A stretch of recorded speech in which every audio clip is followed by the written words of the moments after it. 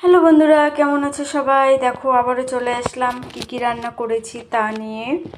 তো চলো এখানে কি রান্না করেছি তা এক ঝলক দেখে নিই। এখানে করেছি চিকেন কষা করেছি আলু দিয়ে। দুই এক টুকরো আলু হবে না তা হয়? তো এই যে দুই এক টুকরো আলু দিয়ে চিকেনটাকে একদম লাল লাল ঝাল ঝাল করে নিয়েছি। আর কিচ্ছু করিনি, সাথে শুধু করেছি আলু আর উচ্ছে ভাজা আর ভাত। এই একদমই হালকা পাতলা রান্না করেছি। চিকেন, আলু উচ্ছে ভাজা, ভাত।